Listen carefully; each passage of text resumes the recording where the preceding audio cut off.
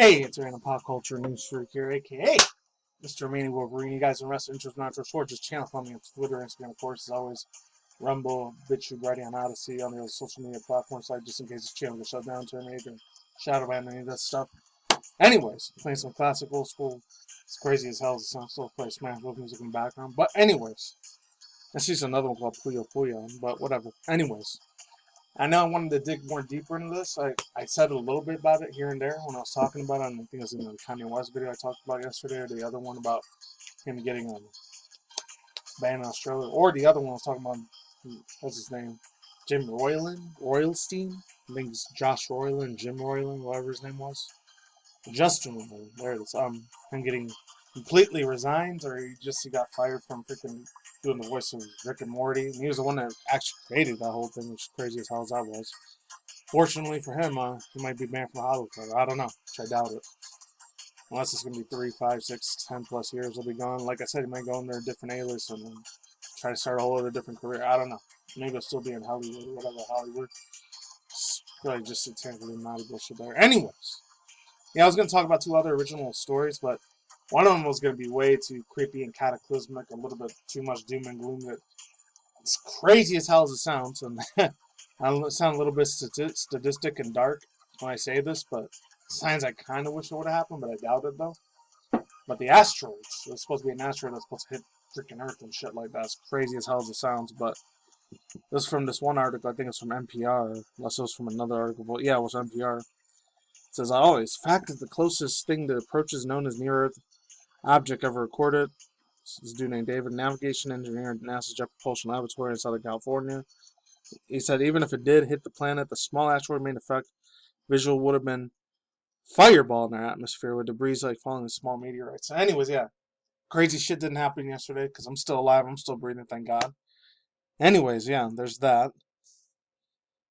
Other than that, we're still breathing, thank God. Because if it would happen, we wouldn't be here right now. But my personal opinion, they just lie and bullshit about a lot of things. I'm not even going to get to whole discards, lower level Earth theory and all that, but a lot of that stuff's already on BitChute and Brighteon anyways.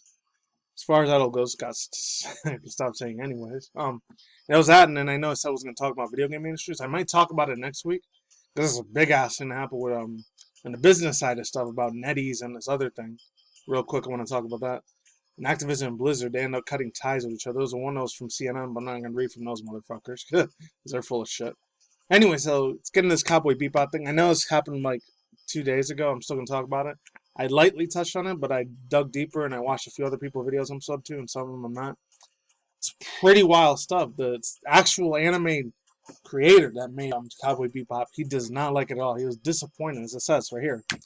Cowboy Bebop anime creator was disappointed with Netflix's version for the first few scenes that he saw. This comes from Casey Bassell from Sora News. It's way past 3 or 4 hours. It's like almost a day old, but let's jump into it. Links down below if you want to read it yourself. And yeah, let's finally stop stalling and jump in. So it was clearly not Cowboy Bebop. It says, there have been a lot of animated live-action products in recent years, but none of them have the same level of anticipation. Rumors of, yeah, Cowboy Bebop. Rumors of a Hollywood live-action movie of the elected sci-fi bounty hunter has since been floating around since the original anime was airing on American TV in the late 1990s. It's just pretty fascinating stuff, I'm not gonna lie, but let's move on. And also goes on to say, as soon as Netflix, and so when Netflix announced that they were going to do one to finally do it, all eyes were on the streaming giant service and how they handled the adaptations or adapting one of the international anime fan community's favorite scene of all time. But as previews of the photos where teaser trailers began, at least to the run-up of Netflix Bebop's premiere, a lot of people who had a lot of love for the originals were less than impressed. And fortunately, clearly like me, because you already know, I did my video like a year and a half ago. If I find it, I'll leave the links down below. But man, it was a really shitty ass fucking like live action version of what Netflix is doing. But then it's fucking typical Netflix. They like to fuck up a lot of animes. And the One Piece one's probably gonna be a shitload extra worse, in my opinion. But yeah, I'm gonna skip like maybe 1-2 paragraphs from these things. So let's continue on. So it goes on to say, yeah. As it turned out, it wasn't just a pre-existing franchise that we're disappointed with, but Cowboy Bebop creator and anime director I'm not going to butcher his name, Shinichiro Watanabe was too. In a new interview with Forbes, Watanabe talks about his career path as international success and recognition, and working overseas with the entertainment producers. When asked about how he felt about live-action Bebop, he responded with this: "Oh yeah, I've never seen this on a few other channels. Says, for the Netflix live-action adaptation, they sent me a video to do a review and check. I started with a scene at the casino, which made it very tough for me to continue. I stopped there and only saw that the opening scene. It was clearly not Cowboy Bebop, and I realized at that point I wasn't involved in it. I would not be Cowboy Bebop." Very good ass point himself. This appears to be a sequence of Watanabe's mentions started at 16. Yeah, so there's a video in there if you want to check that out.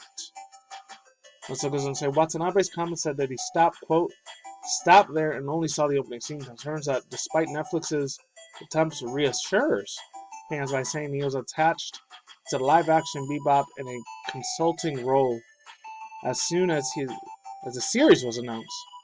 The franchise's original creator had essentially had no involvement in the Netflix series. Yeah, I felt that maybe I should have done this. That's what he says. Watanabe goes on. Though it's unclear if he was ever offered the opportunity to help with his live-action version himself. And the full interview can also be found here. Watanabe says he also discussed his frustrations while working on the segment The Animatrix. Oh yeah, I remember hearing about this. I'm going to skip some of those. Collection, some of the short anime of the world of the Matrix. You guys can read that part again if you want. It also goes on to say Watanabe's sentiment. Sentiment that Netflix Bebop failed to capture the tone and the feeling that made the original successful drives of how many long-time fans, including our resident otakus, felt. Still no similarity to the laid-back, play-it-cool attitude of the anime Bebop crew, Watanabe seems to have made his peace with the whole situation. Says, quote, the value of the original anime is somehow higher now. He muses on the aftermath of the live-action version, and maybe that's because they helped crystallize the original exact mix of the elements of what made it so special. The original sources were Forbes and the Anime News Network. There's all that from phone and Twitter. Yeah, overall thoughts, views, and opinions on this fucking hot take. This is not even a hot take. This should just be not even debatable at all, period. But God, man, the only cool things I really liked about the show was, besides the, it's cheap, like I said before, when I did that short little mini take on it yesterday when I did the videos about Trent West, and then the other one about Sorrelling getting like canceled from Rick and Morty, gets fired. I did say, yeah, a lot of the animation design looks nice. The dude John Cho, the one that plays Spike, he was really, really amazing in that one, even if he was a little bit more older and a little bit of a senior in his almost 50s. I thought he was in his 60s, but he's 50 something. But links down below if you want to look at this yourself. And being a shithole. The black dude that played Jet, he did really, really good too. I think his name is Osamu something. Oshirami Yashafri. I don't know.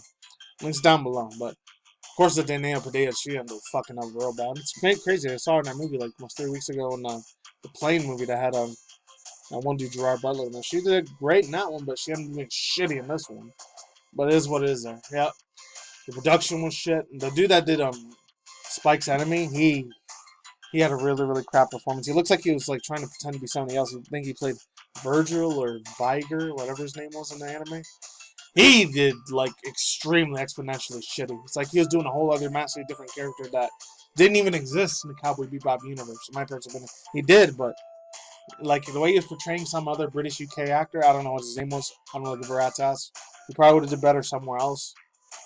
And I'm glad they didn't do a second season. I already have a feeling One Piece is going to be a way more fucked up, disastrous, cataclysmic, very, very negative fucking view on that shit.